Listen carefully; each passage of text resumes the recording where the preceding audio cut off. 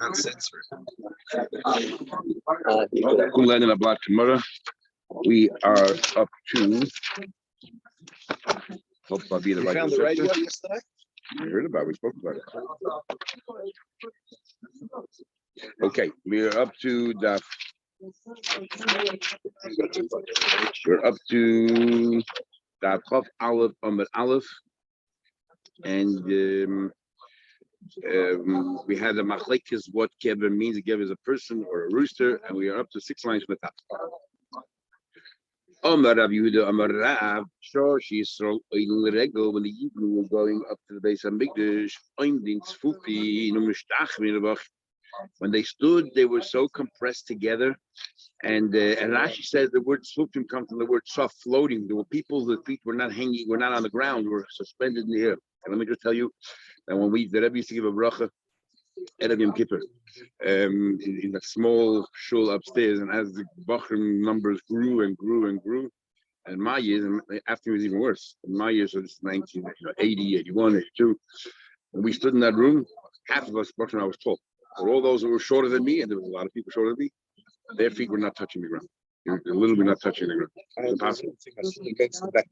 But you was probably even worse. No, I can breathe nicely. My head over the top. But I picked my feet off the ground. I didn't have to touch the ground. Just the pressure of the big ball. So, there's a famous Chassidish word that when people are they have to each one stand on his own principle. No matter how few people are there, everyone is there's no room for anybody.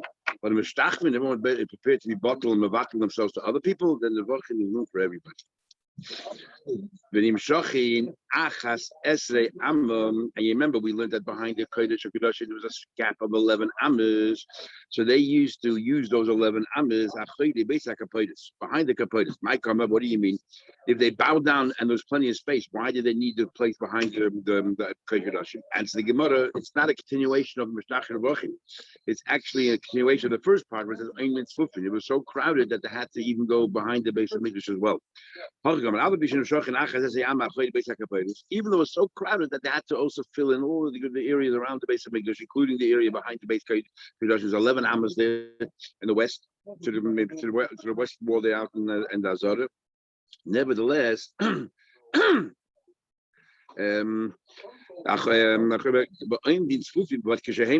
is all part of the nest. But when they bow down, there were plenty of room. And Rashi and the Rishonim will say that each one had 4 amos.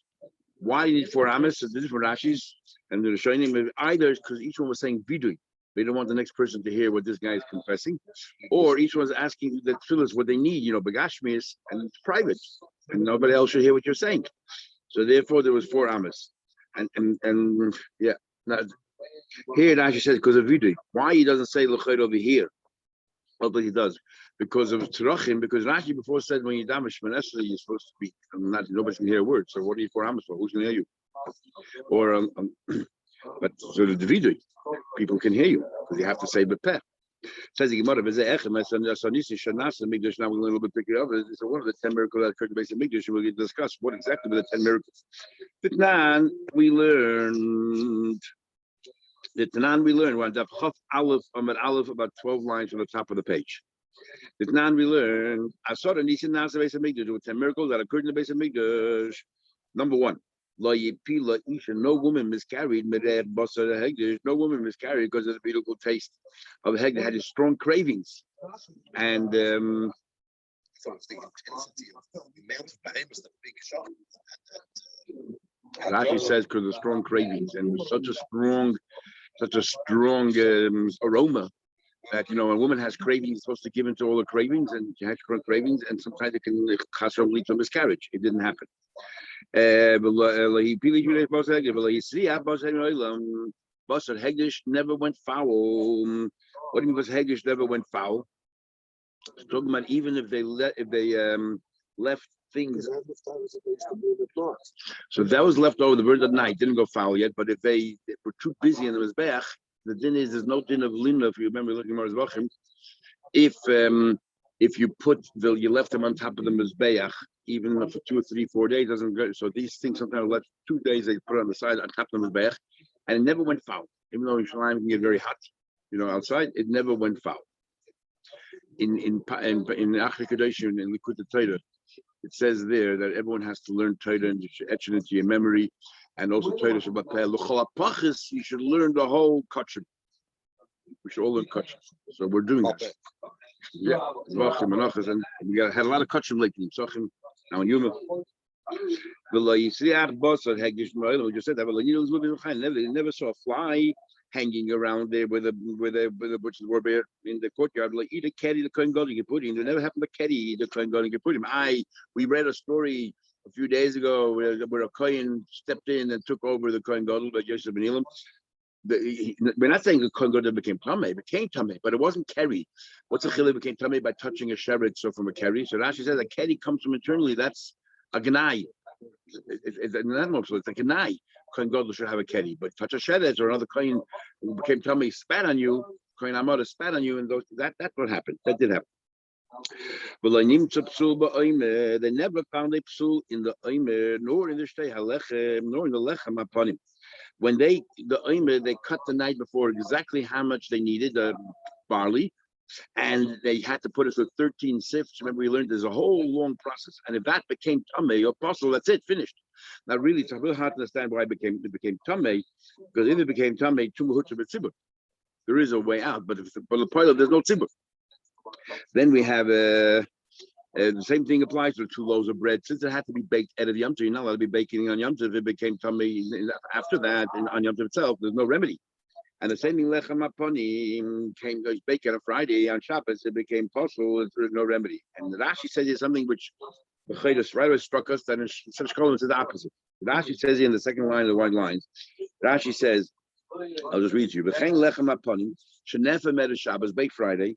The im yifzol it became possible. Ain't chilup. You can't change it because you can't swap it. You can't bake it Shabbos. The hashulchan oimed reikum ad Shabbos haba. What bothers you straight away? We learned in Shkolim that if this happens, the challah that you're supposed to take away, you leave it there for another week, and the nest will that it still remain warm. What's actually hashulchan oimed reikum? I looked everywhere, couldn't find anyone talking about it. We learned Mamash Shkolim last week. That's not last week. Well, about 2 weeks ago. Sorry, about a month and a half. So one thing. You finish removing the week that's going out, and then the one that's sitting on the table, you found out something was Tommy on it from during the transfer. So you're saying once it's taken off, you can't put it back on? No. In other words, no. Rashi doesn't say im nifsul achash of sulak. Rashi says im nifsul on Shabbos ain't chiluf. You can't go ahead and bake new ones. The hashulchan oimed reikum. He's saying that principle that we learned in Shkolim, Shkolim, seems that Bavli argues. Where's the Bavli argue that? Anyway, but I'm surprised that nobody even mentioned it. At least the Daf Yomi learners should have realized that this says something. Anyway, don't know. Unless there's something in the bottom.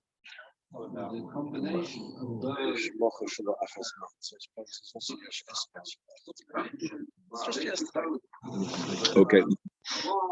We continue. Going through the miracle that took place in the base of Mikdash. We're just quoting Rashi in the Okay. Difficult. We just learned the miracle. That's why we bring this whole thing down. There's plenty of space when they came down to bow down. Now we're bringing in a couple of miracles that didn't relate or pertain directly to the base of Mikdash, but to Yerushalayim in general. There was no snakes or scorpions in Yerushalayim that hurt anybody or harmed anybody ever. And no one ever said his friend, sadly, my business is not going well here in Yerushalayim, and so on. We're not like coming up to Shalayim in temporary accommodation. The Ritva says we're not talking about the visitors. We're talking about the dwellers of Yerushalayim. The Ritva, and we're talking about business. Nobody in Yerushalayim had a difficult business, or they couldn't find a nice home to stay in. Here, Rashi says, I'm showing the Ritva. The Ritva says talking about the people living there, not talking about business. Rashi says no one said doesn't Rashi doesn't say we're talking about the people who came to the Oile Regel, even though the very good. Speak louder. I mean, during the year, if you don't have too many visitors, why would anybody say Tzara? If you say we're doing visitors, and they Maybe what was the income certain thing not allowed to have in Yerushalayim? We talked about yesterday how much like you're allowed to have roosters in Yerushalayim, or you're not allowed to have roosters in Yerushalayim at all. It had to be very careful, and it had to be, there are all kinds of onerous laws in effect in Yerushalayim. You didn't have other places. It doesn't say. On the other hand, remember we lived in another place that Maisa Sheni money, everybody used to leave the money behind for the people in Yerushalayim. They always had money, surplus money to buy flesh. If you're a vegan, you don't belong in Yerushalayim because the main food there was meat. Then we continue. Freddy, but I don't understand. Possibly, you start talking about the same Yerushalayim, and you end up talking about Yerushalayim. Must be something missing here. Something about you're right. Two other miracles that took place in the Mikdash were the time it never rained that they extinguished the fire on the Atzei Marocha on the Mizbeach. Number one, number two, the smoke of the Marocha. I feel like all the all the winds in the world will come and try to blow it. It went up the straight column, but we'll see more later what happened, and the winds could not move it from its place. Says the Gemara, but there isn't a tiny little Rashmaya for Kalmaboy. Rashi is the name of a place, but the Rishonim say the name of Avodah Zarah that was in that place. And I tried to find, so how can you call it a place, or why would the Gemara refer to it as the name of the place? So all those who don't want to say, Los Angeles, they want to say, all the sands, San Diego, San Francisco. The Gemara calls a city because the people call it by the name of Avodah Zarah. They called it that city by that name. Yeah, and that's his name. Shmayim Big Alban. That was reference. The ceremony in Germany is Großkreuz. Well, I remember very clearly. I remember that the Salem Rov had a yeshiva on Church Avenue right outside Crown Heights. And one year they were learning with Sechel Avodah Zarah. It was. Anyway, but you see here clearly that you call by Avodah Zarah and they convert to it. Interesting. Okay, continues. We learned that the klecheres, since the kalim usually had to cash it all the time because they become nicer. But if it's klecheres earthenware, you cannot cash it. So the Torah says you have to break. So what do you do with all the shards? If they were holy vessels, miraculously they got absorbed in the ground itself. The crop and the feathers, and the cleansing of the ashes of the and the ashes from the noida. They said, what happens every day? Eventually pile up. Right next to the ramp of the it wasn't a hole. It was a miracle that it absorbed in the ground. Machlekes Rashi and traces whether also the dishon. Remember, there's two dishons in the Mizbeach HaChitzon. We learned there's the one you do every day, you scoop a spoonful, and then from time to time when it really piled up, right for your saving, they would also put it there, but they would be, and then we actually, that's when you change your clothes. You only change your clothes for the very big heaps, but not for the small ones. So what about this nest that does it apply? So we had a few days ago in Rashi that says it applies here as well. And Tracy brings over here, doesn't bring Rashi, just brings that opinion down, and others say no. Why doesn't Gemara list it here? If there was no nest with addition of the Mizbeach HaChitzon. So it's whatever. There's addition of the Mizbeach HaChitzon. So the Gemara is absolutely plus to have a chazbin. Now you have more than that. So we're saying now that all the psulim, these three are counted as one. So Apik today, no, the psul of Omer, the psul of Shtei Lechem, and the psul of Lechem Apanim are counted really as one. So Apik today, so we lost two more miracles because if we before had three miracles, we counted those three things, Lechem Apanim and Noah, and now you tell me they counted as one, so we're short two. So we take out two, bring two other, and I say we bring two in. So if you're going to start sandwiching all those things, a balloon nami today have it. You're telling me that the broken parts of the klecheres and the feathers and all that were all supposed to be counted as one. So we're not two. Chashbinu bechad choslu is missing. You're right. This other miracle as well we haven't mentioned here. There's a great miracle b'lechem panim. What is that? See Lukai, see Durai. All the other miracles were everybody noticed, flies and all these other things they noticed. But this miracle was indoors, right? Who saw it? Just a cleaning. Who actually touched the lechem apanim, or got it, so that it was fresh. 8 days later, or 9 days later, it was just as warm. 9 days later, it was just as warm and fresh as it was. But nobody else saw it. So I'm Yom Tovim, The Yishanem says Losum Lechem Chayim Yom Elachoi. Sorry, so another nest from Susi that. Another nest happened that it was as fresh as it started. That you might have select with our more miracles. Well, I'm going to cover them as every day. And I was saying we have this tradition. Mokim Orin Einoi Mina Mida, which Chassidus spoke a lot about. That the Orin itself did not take up every room. The Torah was so pedantic. The Torah was so particular and meticulous in the measurements, and the Orin were all in half measurements, right? 1.5, 2.5, and 1.5 high, and 1.5 wide, 2.5 long. It was the Torah was exact in its measurements. And yet the entire room was 20 by 20. So if you take the Aron, you measure from, let's say, the west side of the Aron. Bechlek is where the Aron was right at the epicenter, like Rashi was, or others say it's further towards the west. But wherever it was, you measure from the on the right, you'll still get 10 amos on the end of the Aron. And you measure from the other end of the Aron to the left, you'll get 10 amos. I mean, the Aron didn't take up any room. Exactly. So that was Makam Aron. This is how the Shechina was resting. The Shechina was resting mostly had finite and infinite combined. What it's really saying is if you had a coil standing with a tape measure, exactly, you couldn't one see, yeah. the other, he'd have 10. That's right, exactly. The other, exactly. All sides. The Aron didn't take in the room. And most they didn't have the Aron. The Amar Rabbi V'nai Kruvim B'nei, so you in the Kruvim, that Shlomo Melech, and he built 2 Kruvim, also didn't take up any room. What do you mean? What's the story of Shlomo Melech? He built 2 giant Kruvim. The wingspan of each Kruv was 5 amos on each side, it was 10 amos. He put them side by side. So it's a total of 20 amos in the Kodesh right in front of the Aron. So there's 20, but his Kruvim stood on the ground up to the ceiling, not like Moshe Rabbeinu that was standing on top of the Kodesh. So he had what do you call it? So his the wingspan, the total between the 2 Kruvim side by side, with 20 amos. But there's also a body to the Kruvim, not just wings, and they took up no space. The goof does not take up any space. So how come we don't include them? Says the Gemara. Nisi the Brayka Choshev, Nisi Gavayla Choshev. Only the miracle that took place outside that everybody can witness, they included. But these miracles have to take it by faith. They know what's happening in the Kodesh Gadashim, they don't count. Okay, even though if you coin, not just the coin of the soul, all the coin got it, but nobody else saw it. He said, when you look at the bread, can you see that it's fresh? How can you? They couldn't even see it. It was inside the heichel. So the Gemara, Lechem Haponim, Nisi the Brayu. Lechem Haponim is also an outside miracle. How? The Shlakish said the Shlakish really was a master of Agada. It's clear. We said this in the Shlak film as well. More than almost any other Amodah.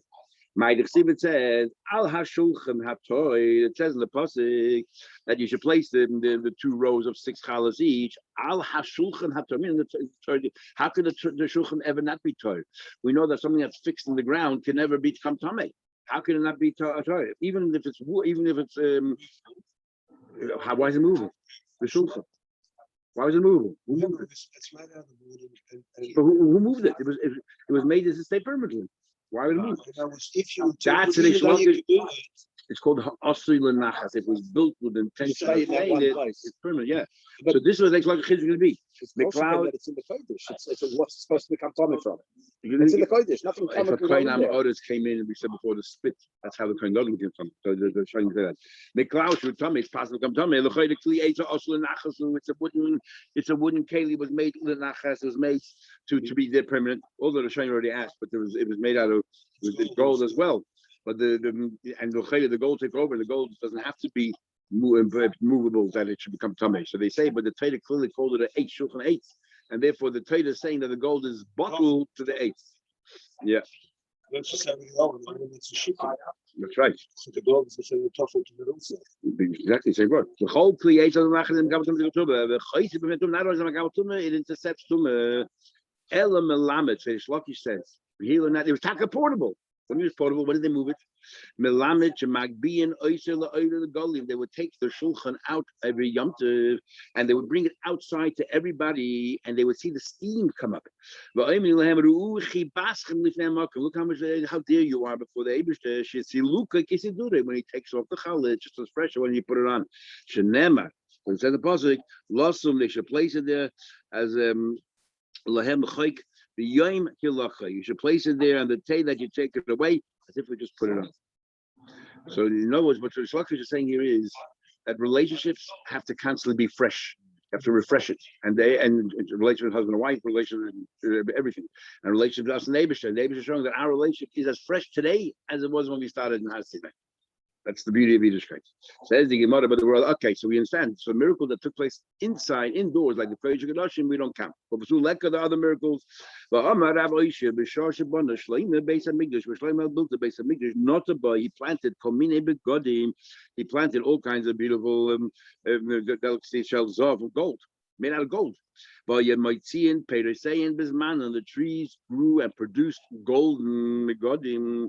When the wind came and blew it, then they fell down. It says in the pasuk.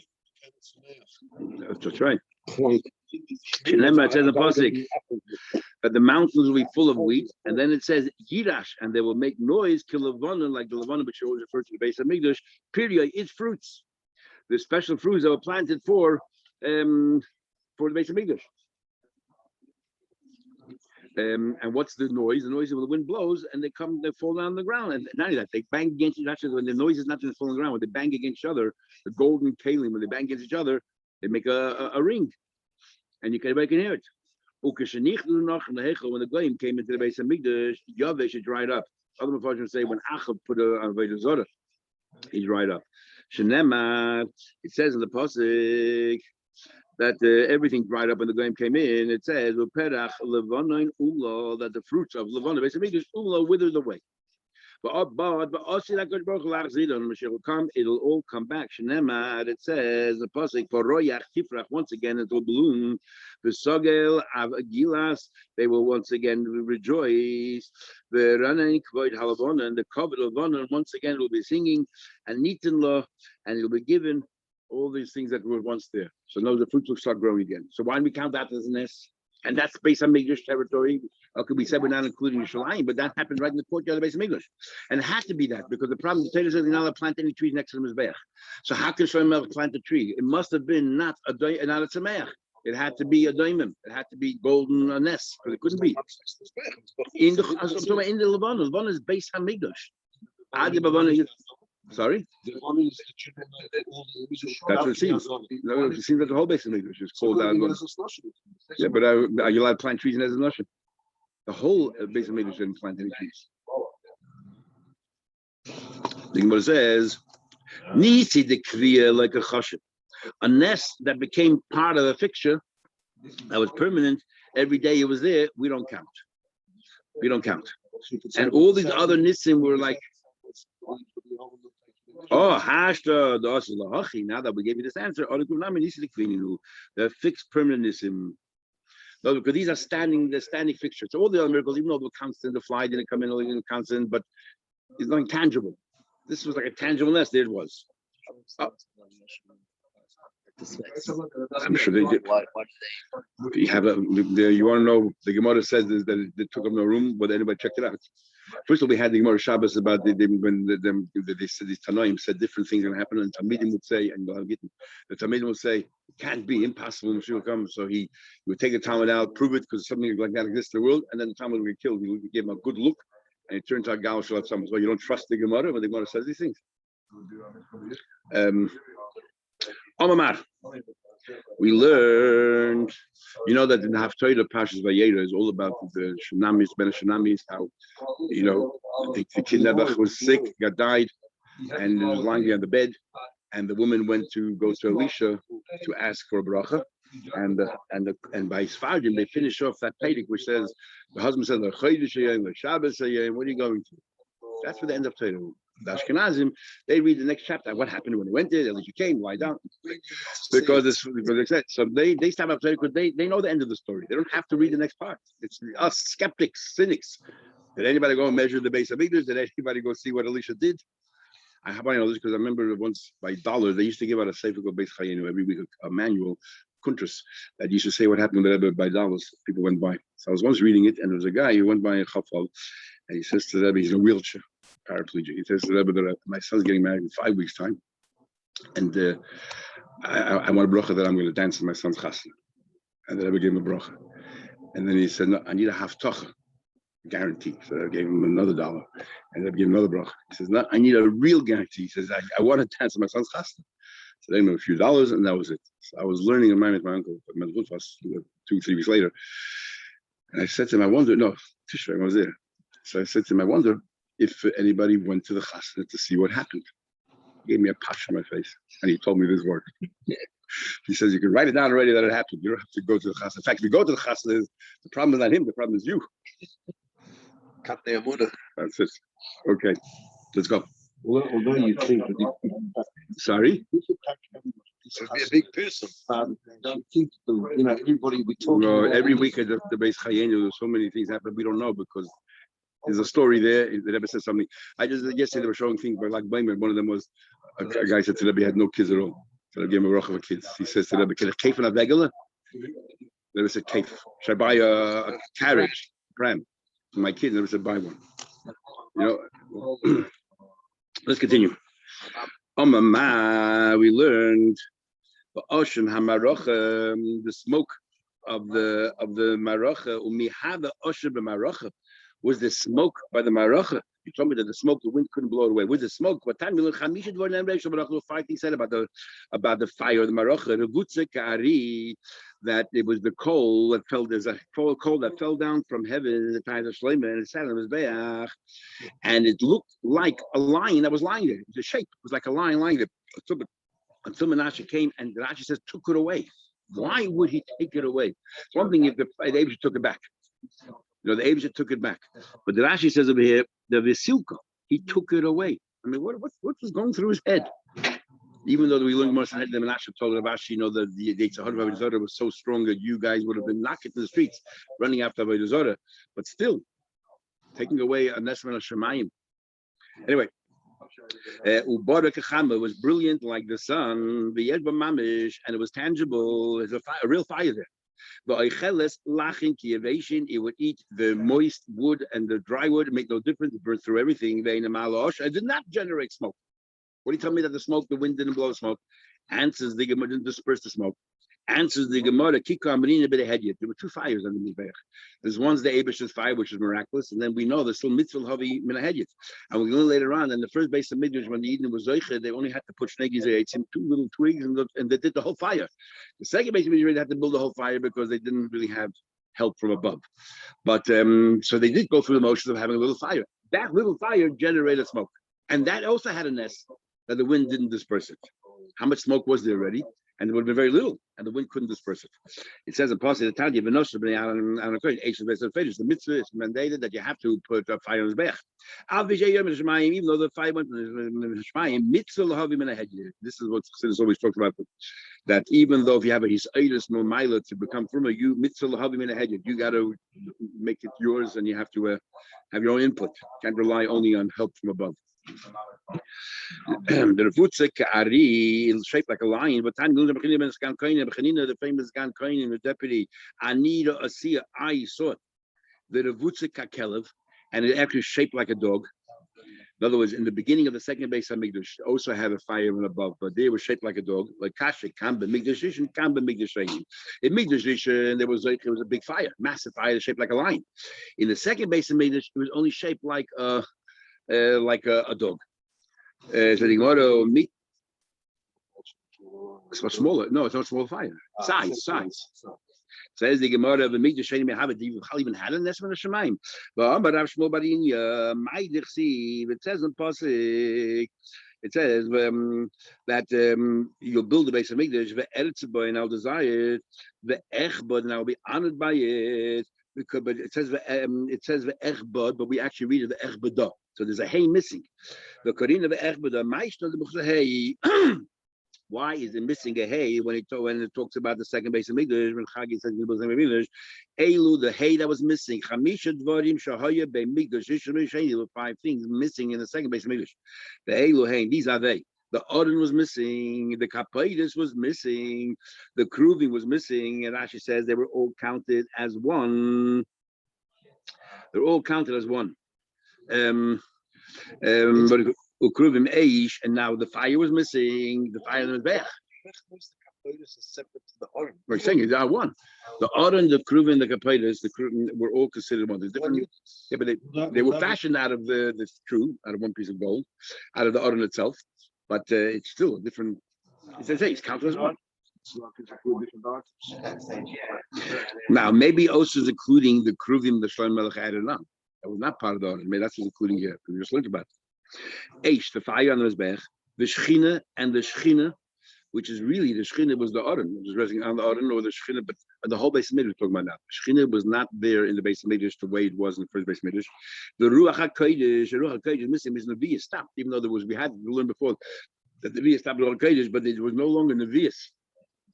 The Urim v'Tumim, big machlek is showing you what exactly means Urim v'Tumim. Taisus here learns very interesting. Taisus learns, let's learn a little taste inside. Urim v'Tumim have it. Taisus says, Rashi learns that the Chayshim Mishra was there, but the Urim v'Tumim was the piece of the parchment that had David's name, that was missing. Taisus says, no. Urim v'Tumim have it's part of the clothing of the 8 Shemona Begadim, and therefore the Urim v'Tumim was there. Shim Lekin Kan God Mechus Begadim. Taisus says that's also called the Mechus Begadim was missing. Navas, Lahayim Mashiva L'Shalom, didn't function. So the machlek is if the Urim v'Tumim part of the Chayshim Mishra is part of the Begadim or not. Then when it continues, Amri, you're right. In me have a in the fold. yeah, they fold it in. The child is that part of the begodim or not? If that text is not there, then that maybe is not. He's mechus begadim. That's what Taisus is saying. Rashi says no. Rashi learns from Peter that the Chosh Mish was in that part was actually missing. And then Chumash says the Gemara. What do you call it? So there was no fire there, and water in me ever had it. So you just like we said by the Urim v'Tumim, Taisus says it was there, but it didn't function. So the fire also was shaped like a dog, but it didn't heat up. It wasn't yesh by mamish. Talking about fire, sheish ishes hanging. There are 6 kinds of fires. Yesh oicheles vein sheish will describe each other. The fires that eat but they don't drink. They drink, they don't eat. They eat and drink. Those that eat moist, like dry, the wood, the yesh is a fire which pushes away a fire. We'll soon see what that is. The yesh is a fire that consumes the fire. Now the Gemara will go through each one. Yesh this is the standard fire that we have. How's it done? It's our fire. It burns through wood, let's say, but it can't burn through liquids. It drinks but does not eat. The choyle, somebody is very sick and is burning up from a fever. It's like there's a fire, but it doesn't. It makes you very thirsty and everything else.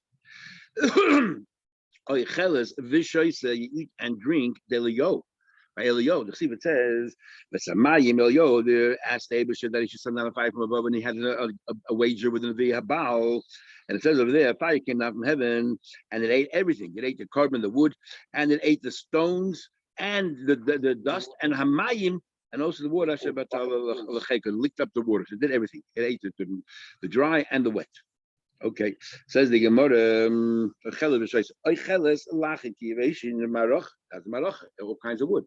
Yes, when a fire pushes away fire, the story of Gabriel, if you remember Hanani Meshova Zarya, they were tossed into the furnace, and what happened was Gabriel came down, another Malach wanted to leave, so no, Gabriel says, I'll come.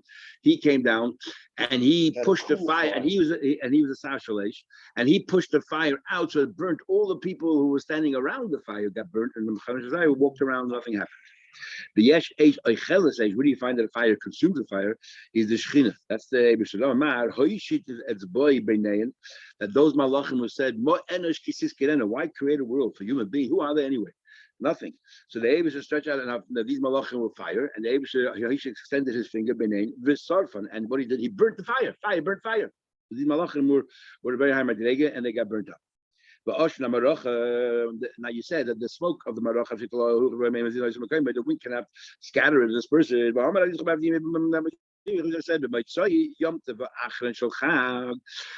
Said the last day of Chag, big machlekes. They was talking about. Are we talking about Shmirat Tzedis or we're talking about Sukkos?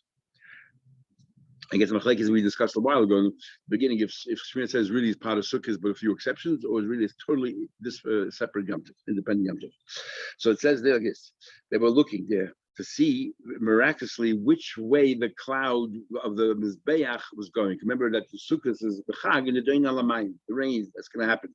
So which way was it going? Which direction? Why is that not in the Geya? Hakol Tzayf Lashon Baracha. No, you take clap itself, and if the direction was going northward, which means that the wind was coming in from the south. So then what happens is a very warm wind coming from the equator, and what happens? All the fruits rot away. And no, you take clap itself. Aniyim Semechim, the poor people are very happy. Why they're happy? Because they cannot store the food. Whatever comes, they have to sell straight away, and they'll be very, very cheap because they can't even store it for a short time and it's too hot. Balabatim matzevin, they'll have a bad year, and the balabatim, the wealthy owners, will be very upset. They'll make no money. There'll be a lot of rain. So wind coming from the south, that means there'll be a lot of rain. Yeah. And might keep all the fruits will rot. What about not to clap it during fakir? It'll be a northerly wind, and the smoke therefore tilts towards the south. If it's a northerly wind, is aniyah matzevin. The poor people now are very upset. Balabatim are very happy. Why? Because it's beautiful, not too much rain, and they can store it for the year and make a deliberate shortage, and therefore they can have fruits to sell throughout the entire season and charge the way they want it. So Balabatim Asmechim, it doesn't rain so much, but enough that it should grow. Upay the same, it's not too hot, so therefore the fruits will not spoil, and therefore they make good money. No, but it's not a drought weather, it's not an abundant supply of rain. Bring just enough rain for them to have just enough produce to make a good sum of money for that season. Klapping Mizrach, if the wind is going, if the smoke is going towards the east, the wind's coming from the west, I was happy. Klapping Maide, but if it's going towards it's going east, I mean it's correct, but if it's going towards the west, the wind is coming from the east, Hakalat Savin. Everyone is very upset. Why? Because that's extremely dry, dries everything up, and nothing grows. So the poor not going to be happy about either. Nobody's happy. So the question is, so do we see the smoke didn't move around? What are you telling us? Now, why we can't say this is Maisa Nisim? Then the question would be, why didn't we include it with the Nisim outside? Everything matter. The Azul, the Asikadikli, it does move back and forth like a palm tree, but didn't scatter or didn't disperse all over the place. As a question, it says east la'olam yafe, east. It's always good. Marav is la'olam kosher. Maidav is always bad. Ruach tzfoni is a northerly wind. Yafe lechitin is good for wheat. B'shar shevi shlish. If it's a third ready and the wind comes north, fantastic. It's kosher. It's bad for olives. Bisman sheim chointin, when they're starting to blossom. Ruach d'reim is a southern wind. Kosher lechitin is bad for wheat. B'shar shevi shlish when it's a third ready. But the yafe is good for olives. Bisman sheim chointin when the blasphemy. And the way to remember this, Shulchan Batzafen in the base of meat, the Shulchan was on the north side, Shulchan made out of wheat. So therefore, that if it comes from the north, then it's good for wheat. And on the south side of the room, so therefore, for them, the south wind is good. So the Gemara, why? Each one made sure that they took care of their own. So the Shulchan, which was on the south and north, made sure that the north they made sure the wheat grew well, and the south made sure that the olive grew well. Says the Gemara. So like Kasha says a little different before we make a difference. We call that halon v'halahu. In Bavel, the easterly wind is good. Why? Easterly wind is sort of dry, but Bavel, the Gemara always said that Bavel had plenty of water. All these rivers that flow through Bavel, they didn't need rain there. They had plenty of water. But at Yisrael is dry and parched. It needs a lot of rain. So therefore, easterly wind is bad for Yisrael, but good for Bavel. And a southerly wind brings rain, is good for Yisrael, but bad for Bavel. They don't need more rain. They have plenty of water there already to irrigate their lands. Hadnalach, Shivas, Yamim. We'll continue tomorrow.